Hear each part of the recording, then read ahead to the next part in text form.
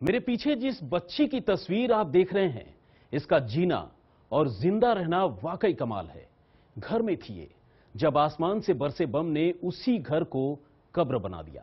कब्र में तब्दील घर के अंदर अब ये देर तक घुटती रही और रोती रही।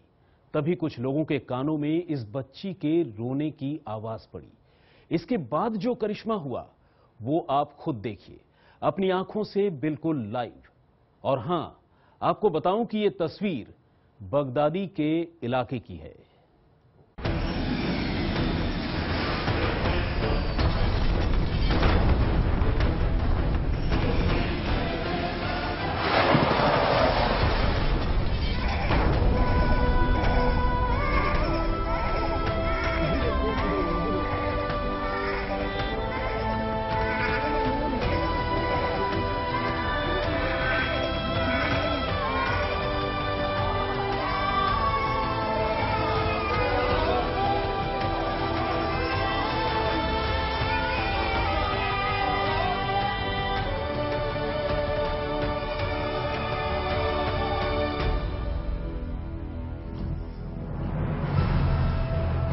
बस कुछ घंटे पहले तक ये घर था। घर में लोग थे, बच्चों की किलकारियां थीं। फिर अचानक आसमान से उतरी इंसानी आफत ने इस पूरे घर को मानो सफेद कफन से ढक दिया हो। अब घर कब्र में तब्दील हो चुका था और तभी कब्र बन चुके घर के एक हिस्से से एक बच्चे की रोने की आवाज आती है। आवाज के हिस्से की खुदाई की जाती है, वो भी हाथों से, ताकि उस बच्चे को चोट न लग जाए। और फिर कुदरत अपना करिश्मा कुछ इस तरह दिखाता है।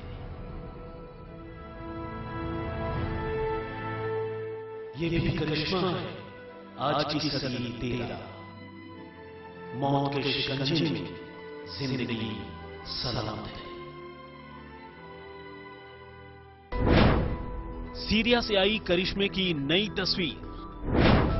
मलबे से बाहर निकली 4 साल की बच्ची। बम धमाके में जमींदोज हुआ था मकान। कई टन मलबे के नीचे फंसी थी मासूम। मिट्टी की वजह से सांस लेना भी था नामुमकिन। सिर्फ हाथों से खोद निकाला मासूम को। 8 मिनट में पूरी हुई ऑपरेशन जिंदगी।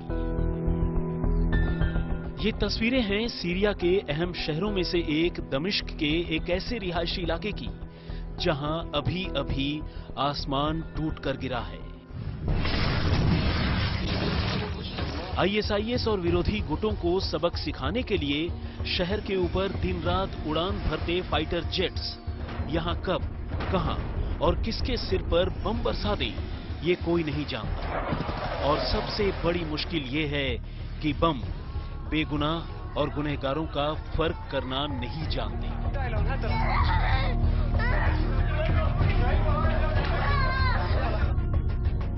ऐसे में बमबारी से जमींदोज एक मकान के मलबे से अचानक लोगों को किसी बच्ची के रोने की आवाज सुनाई देती है। ईंट, कंक्रीट और सरियों के सैकड़ों टन मलबे के नीचे से ऐसी किसी आवाज का सुनाई देना भी अपने आप में किसी करिश्मे से कम नहीं। लिहाजा लोग बगैर देर किए उस मासूम आवाज का पीछा करना शुरू कर देते हैं। यह आवाज कभी तेज होती है और कभी बिल्कुल बंद हो जाती है। लेकिन यहां सवाल एक जिंदगी का है। लिहाजा लोग देर नहीं करते और ठीक उसी जगह हाथों से खुदाई शुरू कर देते हैं जहां से ये रोने की आवाज आ रही है।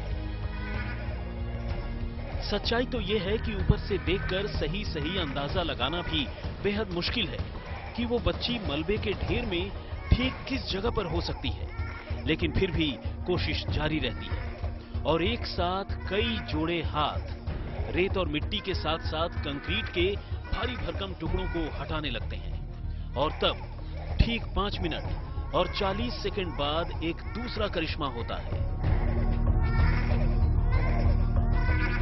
पहली बार मलबे के नीचे से एक बच्ची के नन्हे नन्हे हाथ पांव नजर आते हैं। बच्ची बाईं करवट पड़ी है और धूल मिट्टी के बीच इस कदर फंसी है कि उसके लिए हिलना डुलना तो दूर, सांस लेना भी मुश्किल है। लेकिन ये शायद ऊपर वाले की ही मर्जी है कि इतने मुश्किल हालात में फंसी होने के बावजूद उसके रोने की आवाज मलबे से बाहर लोगों को सुनाई दे रही है। अब खुदाई और तेज हो जाती है और फिर देखते ही देखते बच्ची का पूरा जिस्म नजर आने लगता है। लेकिन इस हाल में उसे तेजी से बाहर खींच निकालना उसे और जख्मी कर सकता है। लिहाजा पहले एक रेस्क्यू वर्कर उसके मुंह में हाथ डालकर मिट्टी बाहर निकालता है, जिससे वो खुलकर सांस ले सके।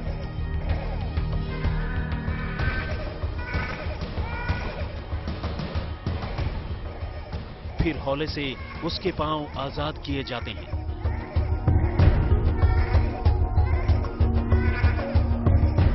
और तब पूरी की पूरी बच्ची बिल्कुल सही सलामत निकाल ली जाती है।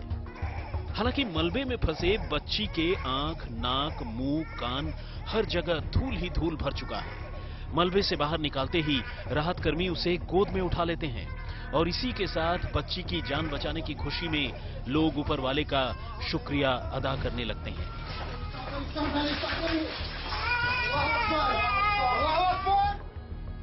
बगैर किसी औजार के सिर्फ हाथों के सहारे चलाए गए इस ऑपरेशन को आखिरकार चंद मिनटों में पूरा कर लिया जाता है। लेकिन ये सीरिया और इराक जैसे मुल्कों की कोई पहली और इकलौती कहानी नहीं है, बल्कि मौत की आगोश में जिंदगी की ऐसी कहानियां यहां सालों से दिखाई दे रही हैं। लेकिन इस कहानी का एक और पहलू ये है कि सीरिया और इराक में आतंकवादियों पर किए जाते हमले की चपेट में आकर सैकड़ों बेगुनाह लोग मारे जा रहे हैं और मलबे से निकाली गई ये बच्ची भी इसी का सबूत है। आज तक ब्यूरो। इराक और सीरिया में ऐसे अनगिनत वाकये हैं जहां जिंदगी ने मौत को मात दी है, जहां नाउम्मीदी पर उम्मीद की जीत हुई है। और शायद यही वजह है कि हर रोज लुटने और बर्बाद होने के बावजूद यहां अब भी जिंदगी सलामत है। तो पेश है इराक की ऐसी ही एक और दिल को छूने वाली कहानी।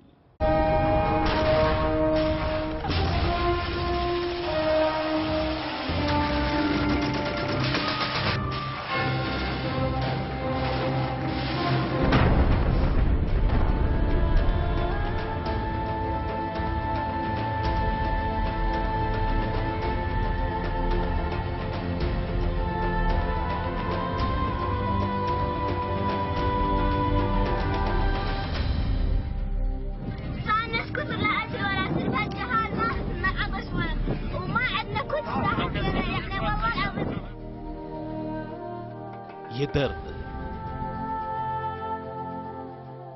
ये तकलीफ, ये भूख और ये जमाने भर का गम, और फिर ऐसी ही तमाम मुसीबतों के बाद तकदीर के हिस्से आई ये छोटी सी खुशी। आईएसआईएस ने सीरिया और इराक के एक बड़े इलाके में ऐसे ही लाखों बेगुनाहों के हिस्से की खुशियां छीन ली हैं, उन्हें बर्बाद कर दिया है। लेकिन कहते हैं ना कि मारने वाले से बचाने वाला बड़ा होता है, तो ये तस्वीरें इसी बात की गवाह हैं। خمناكم والله نسيان والله 3 أيام لا أدري ولا أعترف إذا لك إن شاء الله الله يفتحهم ما يبقى ولا واحد منهم. شنو رأيك في القوات الأمنية والشرطة الاتحادية والجيش العراقي؟ على راسي والله حطوا درسكم على بنتكم جيشوا. सीरिया और इराक में आईएसआईएस के आतंकवादियों के साथ एक तरफ जहां अलग अलग फौजों की आमने सामने की लड़ाई चल रही है, वहीं इसी लड़ाई में फंसे शहरियों और बेगुनाह लोगों को फौजी लगातार बचाकर बाहर निकाल रहे हैं। और इस वक्त फौजियों के सामने अपना दिल खोल कर रख रही ये मासूम भी वैसे ही लाखों लोगों में से एक है जिन्होंने मौत को बेहद करीब से देखा है। نسكت لا أدري ولا أعترف هالجهال ما عبس وما عندنا كل ساعة يعني والله العظيم شكرا نتمنى أنكم تجون علينا والله نتمنى.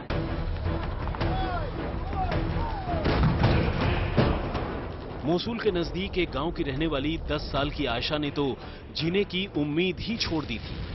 आईएसआईएस के आतंकवादियों ने इसके गांव पर धावा बोला और दसियों दूसरे लोगों के साथ इसके पिता को भी मौत के घाट उतार दिया। लेकिन किस्मत से ये बच्ची और उसकी मां बच गई। इसके बाद 3 दिनों तक उनके पास न तो खाने के लिए रोटी का एक टुकड़ा था और न ही पीने को पानी। लेकिन तभी मित्र देशों की फौज किसी फरिश्ते की मानिब उन तक पहुंचे। उन्होंने न सिर्फ आतंकवादियों को खदेड़ा बल्कि आयशा और उस जैसी अनगिनत बच्चियों को नई जिंदगी दी।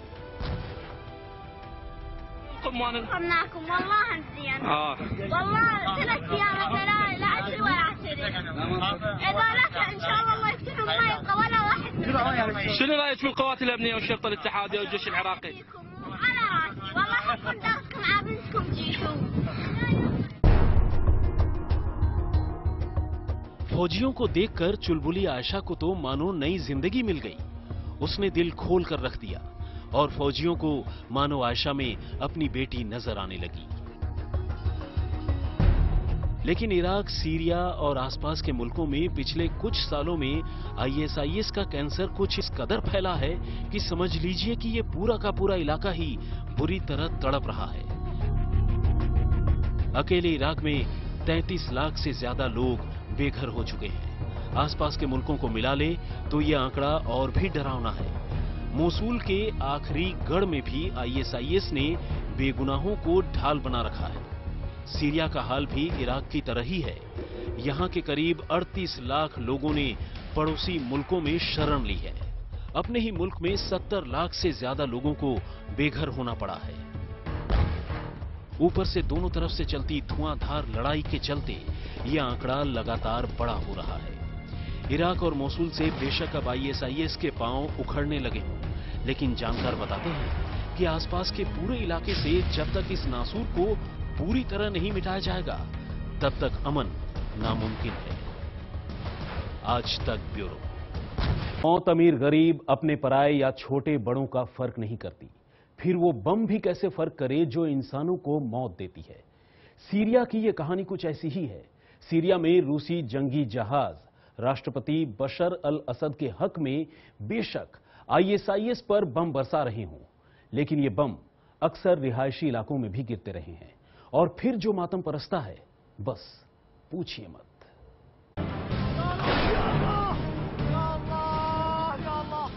आसमान में उड़ान भरते फाइटर जेट्स और उनसे होती बमबारी को देखकर आप जमीन पर होने वाली बर्बादी का अंदाजा तो लगा सकते हैं, लेकिन असल में बर्बादी क्या होती है ये जमीन पर रहकर ही देखा जा सकता है। ये तस्वीर है आईएसआईएस और अलग अलग विरोधी गुटों की चपेट में आकर सिसक रहे सीरिया की, जहां रूस के साथ साथ सीरियाई राष्ट्रपति बशर अल असद की फौज भी लगातार हमले कर रही है, बम बरसा रही है। लेकिन दिक्कत यह है कि ये बम सिर्फ आतंकवादियों पर नहीं बल्कि सरकार के विरोधियों और यहां तक कि बेगुनाह शहरियों पर भी बरस रहे हैं। अब ये देखिए, सीरियाई शहर एलेप्पो की गलियों में इस वक्त कुछ बच्चे खेल रहे हैं, लेकिन अगले ही पल यहां कुछ ऐसा होता है जिसे देखकर रोंगटे खड़े हो जाते हैं।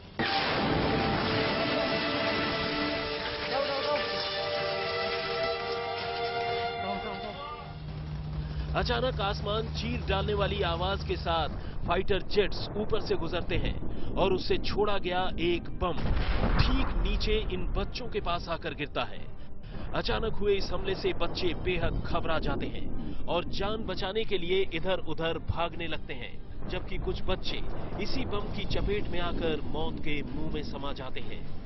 जब ये मंजर महज टीवी पर इतना खौफनाक है तो वहां की हालत असल में क्या होगी ये समझना मुश्किल नहीं है।